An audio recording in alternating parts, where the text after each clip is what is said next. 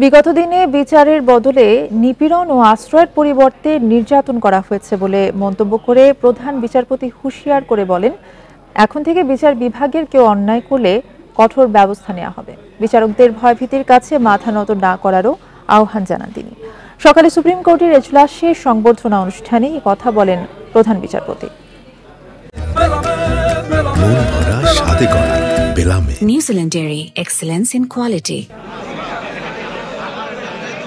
নবনিযুক্ত প্রধান বিচারপতির সংবর্ধনা অনুষ্ঠানে অংশ নিতে সোমবার সকালে আপিল বিভাগে প্রধান বিচারপতির আদালত কক্ষে আইনজীবীদের উপচে পড়া ভিড়। এ সময় উপস্থিত ছিলেন হাইকোর্ট বিভাগের সব বিচারপতিও। শুরুতেই বৈষম্য বিরোধী ছাত্র জনতার আন্দোলনে নিহতদের স্মরণে 1 মিনিট নীরবতা পালন করা হয়।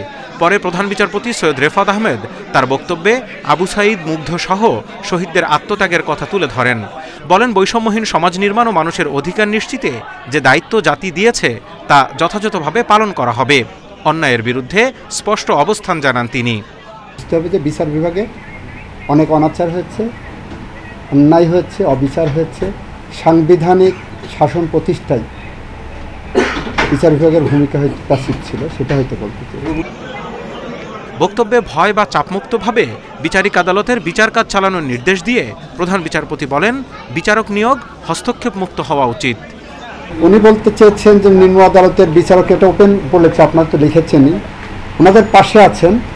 At the same time this is a warning. পাশে থাকা মানে এই যে আপনি ন্যায় বিচার করেন, অবিচার বা দুর্নীতির দিকে আগাবেন না। এ সময় প্রধান বিচারপতির কাছে সিন্ডিকেট ও দুর্নীতিমুক্ত বিচার বিভাগের দাবি জানান সুপ্রিম কোর্ট বারের সভাপতি।